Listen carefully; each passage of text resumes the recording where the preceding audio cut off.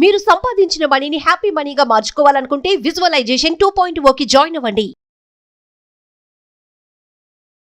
నమస్తే పృథ్వీరాజ్ గారు. మార్నింగ్ నుంచి ఒక ఇష్యూ గురించి మనం మాట్లాడుతూనే ఉన్నాం. మీరు కూడా ఒక వీడియో ఆల్రెడీ చేస్తున్నారు ఫనమంతు. అసలు ఈ పర్సన్స్కి సంబంధించి ఎన్ని వీడియోస్ మాట్లాడినా తక్కువేనేమో అని అనిపిస్తుంది. అసలు పసితనంలో ఉన్న పిల్ల ప్రపంచం అంటే ఏంటో కూడా పెద్దగా పరిచయం లేదు. తండ్రి ఏదో బెదిరిస్తూ అలా మళ్ళీ వెంటనే ఆడిస్తున్నట్టు ఒక ఉయ్యాలలా తయారు చేసే బెల్ట్ని పాపను ఎక్కించి ఊపే ప్రాసెస్ని ఎంత నీచంగా దిగజార్చే విధంగా మాట్లాడారంటే, ఒక బెడ్రూమ్లో భార్యాభర్త ఏ విధంగా అయితే ఉంటారో అటువంటి సన్నివేశాన్ని ఆ సన్నివేశంలో తీసుకొచ్చి పెట్టారని అంతగా అనిపిస్తుంది. కొన్ని పదాలు మనం బయటికి చెప్పకూడదు కాబట్టి చెప్పలేకపోతున్నాను నేను. ఒక చిన్న సారీ చెప్తే, లేదు అంటే ఒక చిన్న ప్లాట్ఫామ్ త్రూ అందరిని క్షమించని అడిగినంత మాత్రాన ఆ ఫాదర్ పెయిన్ పోదు, ఆ పిల్లకి పడిన మచ్చ పోదు. ఇలా ట్రోలర్స్ చాలామంది ఉంటారు. ఏ వీడియో చేసినా డ్రెస్ గురించో, హెయిర్ గురించో, కలర్ ఎక్కడో అక్కడ మనల్ని ఎప్పటికప్పుడు కిందికి లాగుతూనే ఉంటుంటారు. కొన్ని అయితే మనస్తాపానికి గురై సూసైడ్స్ చేసుకునే సందర్భాలు ఉన్నాయి. ట్రోలర్స్కి సంబంధించి న్యాయస్థానం వైపు చూసుకుంటే అసలు అంటే వీళ్ళకి భయపడే విధంగా ఏ సెక్షన్స్ లేవా మన లాలో? అసలు ఏం చెప్తుంది సార్ కోర్టు? మనం ఫస్ట్ మదర్ వీడియో అనేది ఒక వీడియో ఉంటుంది. మదర్ వీడియో అంటే ఆ పిల్ల చిన్న పాప తండ్రి దగ్గరికి వెళ్ళిన వీడియో. ఇది యూట్యూబ్లో ఫస్ట్ రావాలి కదా, ఇది వస్తే కదా దాని మీద వీళ్ళు వీడియోస్ చేస్తూ ఉంటుంది. అతను ఎందుకో దానిలో యూట్యూబ్ ద్వారా ఒక చిన్న ఇన్సిడెంట్ని జనాల్లోకి రిలీజ్ చేయటం అనేది YouTube accepted. First YouTube accept చేసినప్పుడు తండ్రి కూతురు యొక్క రిలేషన్ ఎస్టాబ్లిష్ అయింది. తండ్రి కూతురులో ఉండేటువంటి సెన్సిటివ్నెస్ అండ్ మాధుర్యాన్ని చూపించడం కోసం యూట్యూబ్ మైట్ హ్యావ్ యాక్సెప్ట్. అసలు ఆ వీడియోని నువ్వు సెలెక్ట్ చేసుకుని ఒక పీపుల్ సో కాల్డ్ దాన్ని కామెంట్ చేసేటువంటి ఒక పీపుల్ కనుక తీసుకుంటారని యూట్యూబర్ ఎప్పుడు అనుకున్నాడు? ఖచ్చితంగా సార్. ఏ మనిషికి కూడా తండ్రి కూతుర్ల బంధాన్ని ఇంకో రకంగానో ఇంకోలానో చూడరు, ఎవరు అనుకోరు కూడా. అనుకోరు. అంటే దీనిలో రెండు ఆస్పెక్ట్స్ చెప్తాను. ఫస్ట్, యూట్యూబ్కి వెళ్ళేటప్పుడు కొన్ని పారామీటర్స్ మనం కూడా చూసుకుంటూ ఉండాలి. ఫస్ట్ ఏది పడితే అది నువ్వు పంపించకూడదు అనేది ఫస్ట్ మైండ్లో పెట్టుకోవాలి. నువ్వు నిజంగా పేరెంట్లహుడ్గానే పంపించావు, నేను తప్పు పట్టట్లేదు దానికి. There is a another I which is commenting and those people are also coming to the YouTube అనేది మర్చిపోతుంది. ఇది నేను నా దృష్టిలో అయితే ఇద్దరికి వార్నింగ్. అంటే ఫస్ట్ వీడియో అయితే ఎవరైతే అప్లోడ్ చేశారో వాళ్ళకి ఒక రకమైన ఓకే నెక్స్ట్ టైం ఇట్లాంటి పెట్టకూడదేమో, మనం కొంచెం పిల్లలకి సంబంధించింది పెట్టకూడదేమో. అందుకే కదా సార్ సాయిధరం తేజ్ అండ్ దాంతోపాటు మంచు మనోజ్ గారు మన పిల్లలు మన దృష్టి మంచిదైనప్పటికీ కూడా ప్రస్తుతం ఉన్న జనరేషన్లో మనుషుల్ని నమ్మలేకపోతున్నాం, కీచకులు ఉన్నారు, రాక్షసులు ఉన్నారు, దయచేసి మీ పిల్లలకు సంబంధించి ఏ పోస్టులు పెట్టదని రిక్వెస్ట్ చేశారు. అందుకే ధర్మతేజును సాయి ధర్మతేజును అండ్ మంచు మనోజ్ మైండ్ సెట్లో అని చెప్తున్నాను. పాప మీరు పెట్టింది మంచి ఉద్దేశంతో పెట్టారు, మిమ్మల్ని ఏం అంటలేదు, కానీ మిమ్మల్ని అబ్జర్వ్ చేస్తున్నారు. వాళ్ళ యొక్క మైండ్ సెట్ అన్నది చాలా దరిద్రంగా ఉంది, ఆలోచించండి, అట్లాంటి మీరు చేయకండి. ఈజైతే నేను ఏదో గట్టిగా ఫైట్ చేస్తాను, next time be cautious for it అనేది వాళ్ళు చెప్పారు. ఇది ఒక ఆస్పెక్ట్. సెకండ్ ఏంటంటే ఆ వీడియో అనేది ఒక ఏదో చర్చా వేదిక, ఇట్లాగే మనలాగా చర్చించుకుంటున్నట్టు వీడియోలోనే లైవ్లో కూర్చుని దానిని కామెంట్ చేసుకుంటూ మాట్లాడుకుంటూ హేయింగ్గా మాట్లాడుకుంటూ ఒక్కొక్క బిట్ ని ఆపి ప్రతి ఎమోషన్ కి ఒక లైన్ యాడ్ చేస్తూ ఆ వ్యక్తులు వాళ్ళ కూతురుతో ఇట్లాగే మాట్లాడుకుందాం అనుకుని మర్చిపోయి అక్కడ బయటకు తెలిస్తే బాగోదేమో అనుకుని దానిని వాళ్ళకు ఉండేటువంటి ఆనందాన్ని, సునకానందాన్ని దీంట్లో తీర్చుకున్నారని చెప్పచ్చు. దాంట్లో డౌటే లేదు. అంటే వాళ్ళ దగ్గరికి ఎవరు వెళ్ళినా సరే హీఈస్ ఏ బ్యాడ్ బాయ్ అని చెప్పేసేసి ఇంట్లో దే ఎక్స్పోజ్ ఇట్ దెమ్సెల్ఫ్. ఈ ఇంట్లో వాళ్ళు కానీ ఇంట్లో పరిసరాల్లో కానీ ఈ వ్యక్తులు కనపడితే these people are bad boys అని చెప్పేసి వీళ్ళ మీద ఒక నెగిటివ్ని ఎస్టాబ్లిష్ చేసుకుని they came to the public. And coming to the YouTube అనేటువంటి ప్లాట్ఫాము ఫస్ట్ ఒక వీడియో వస్తే కనుక జనరల్గా ఏంటంటే అడల్ట్ కంటెంట్ అని ఉంటుంది. జనరల్గా పాపం చిన్నపిల్లల దాంట్లో ఇంకా అడల్ట్ కంటెంట్ ఏమంటే దాని గురించి మాట్లాడి డిస్క్రిమినేటరీ అనేది ఒకటి ఉంటుంది. డిస్క్రిమినేటరీ అనే దాంట్లో ఏంటంటే ఈ ఒక వీడియోని పెడితే కనుక యూట్యూబ్లో ఉండేటువంటి గైడ్ లైన్స్, వాడిచ్చిన రూల్స్ అండ్ రెగ్యులేషన్స్ కనుక చూస్తే కనుక any video which you have opted to project before the public if at all it is against the public harmony, అంటే పబ్లిక్ జనాల యొక్క మనోభావాలు దెబ్బతింటాయని చెప్పి ఏదైనా మీరు ఒకటి అప్లోడ్ చేస్తే కనుక దానికి మీ బాధ్యులం కాదు అని చెప్తారు. అనంత మాత్రాన వాళ్ళేం చేతులు దులుపుకోరు. ఫస్ట్లో వాళ్ళకి ఒక స్ట్రైక్ ఇస్తారు. స్ట్రైక్ ఇచ్చి జాగ్రత్త వాళ్ళు దగ్గర పెట్టుకోండి, వార్నింగ్, బీ కేర్ఫుల్ అని చెప్పి మన మెయిల్కే వచ్చేస్తుంది. ఎవరైనా అప్లోడ్ చేస్తారు మెయిల్ ద్వారా చేస్తారు, కానీ మెయిల్కే వచ్చేస్తుంది ఫస్ట్. దానిని కనుక పరిగణలోకి తీసుకోకపోతే యూట్యూబ్ ఈజ్ నాట్ రెస్పాన్సిబుల్ అంటే అర్థం చేస్తారు. ఎవరైనా నీ మీద యాక్షన్ తీసుకుంటే మేము మాత్రం అడ్డు రాము అంతే. ఏమని చెప్తారు ఎవరైనా, నేను ఇక్కడికి వచ్చాను, ఎవరన్నా మర్డర్ చేసి ఇక్కడికి వచ్చాను అనుకో, ఇక్కడ నన్ను ఏమంటారు, పలానా చోట ఉన్నాడు అంటారు. దీంట్లో ఇక్కడ సుమన్ యాజమాన్యం ఏమంటుంది, నాకు అతనికి సంబంధం లేదండి, వచ్చినంత మాత్రాన్ని he is not the person who we are saving, మేము సేవ్ చేయట్లేదండి అతన్ని. అదే రకంగా యూట్యూబ్ అనేది తప్పించుకుంటుంది ఇక్కడ. ఈ తర్వాత పెట్టే వీడియో ఆల్రెడీ మేము స్ట్రైక్ ఇచ్చాము, that is legal step which have taken. తర్వాత కనుక మీరు ఏదైనా చేసుకుంటే చేసుకోండి, మాకు సంబంధం లేదు, ఎటువంటి పనిష్మెంట్ అయినా ఇచ్చుకోండి. పనిష్మెంట్ ఆస్పెక్ట్స్లో వచ్చేసరికి మనకి 3 యాక్ట్స్ వచ్చేస్తున్నాయి ఇక్కడ. పోస్కో అని ఒక యాక్ట్ ఉంది.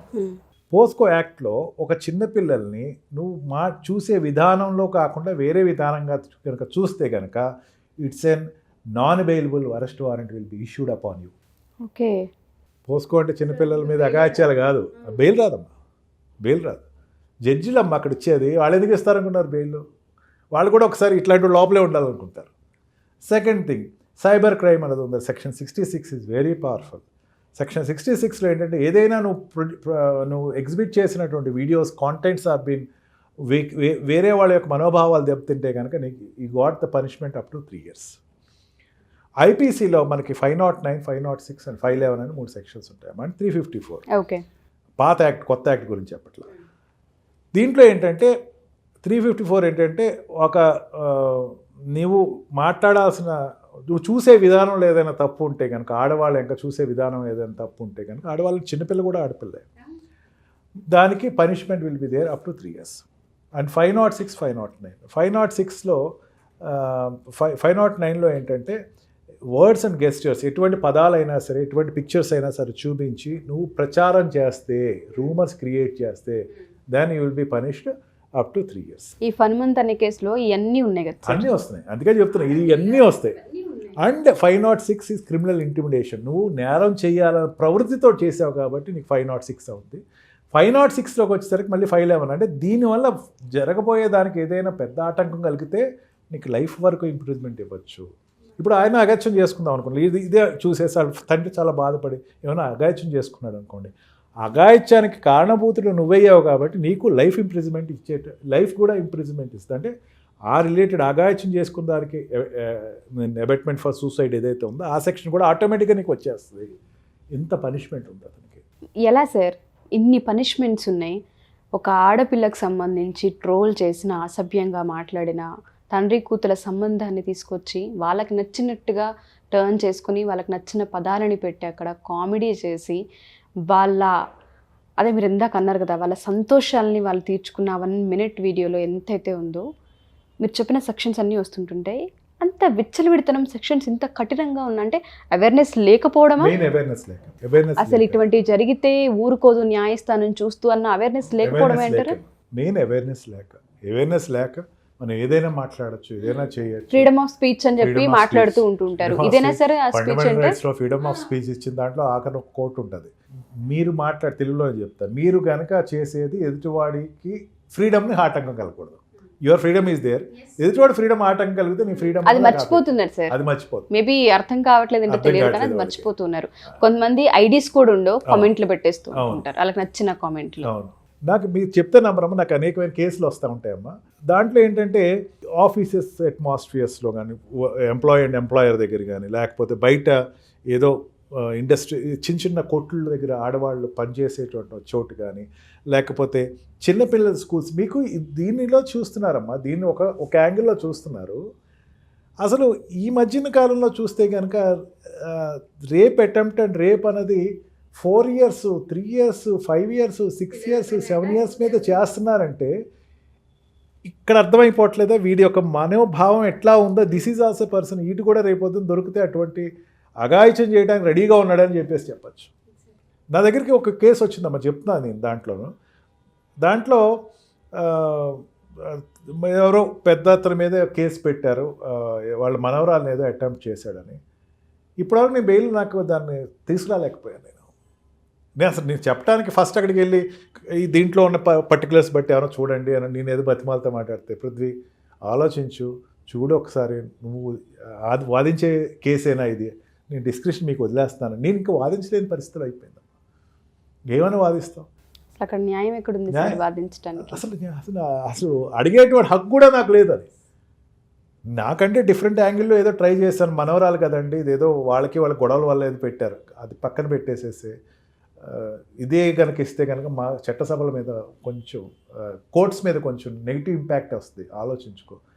నిజంగా ఇటువంటి కేసెస్ సర్వసాధారణం అయిపోయాము because of these fellows only. ఎందుకు వస్తున్నాయంటే అది ఎందుకు వస్తుందంటే ఇక్కడి నుంచి స్టార్ట్ అవుతున్నాం. This is the root, that is the tree, that is the fruit which was happening there.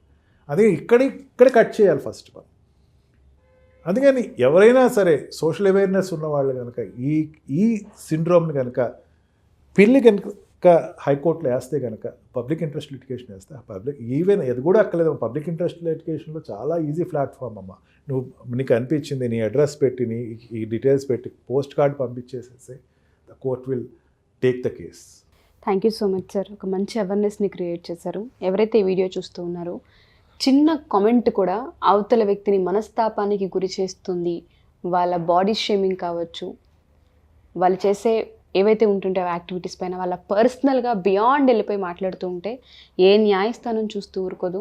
So దయచేసి ఒళ్ళు దగ్గర పెట్టుకొని మాత్రమే నచ్చితే చూడండి, నచ్చకపోతే అసలు డిలీట్ చేయండి, లేదంటే నాట్ ఇంట్రెస్టెడ్ అని మీరు పక్కకు తీసేయండి పేషన్. అంతేకాని ఎవరిని కామెంట్ చేయడానికి మనకు అర్హత లేదు, మనకి ఏ రైట్స్ లేవు. ఫర్దర్గా ఇలాంటి వీడియోస్ చాలా చేయాల్సిన అవసరం ఉంది సార్. అవేర్నెస్ని క్రియేట్ చేయాల్సిన అవసరం ఉంది. న్యాయస్థానంలో లాలో చూసుకుంటే అసలు ఎటువంటి యాక్షన్స్ ఉంటాయి, ఎటువంటి సెక్షన్స్ ఉంటుంటాయి, వేటికి మేము బలవ్వకుండా మీ దాకా అప్రోచ్ అవ్వచ్చు అన్న వాటిపైన అవేర్నెస్ని క్రియేట్ చేద్దాం. థ్యాంక్ యూ పృథ్వీరాజ్ గారు. Thank you so much. Suman టీవీలో మీ పర్సనల్ అండ్ బిజినెస్ ప్రమోషన్స్ కోసం కింది నెంబర్కి కాంటాక్ట్ చేయండి.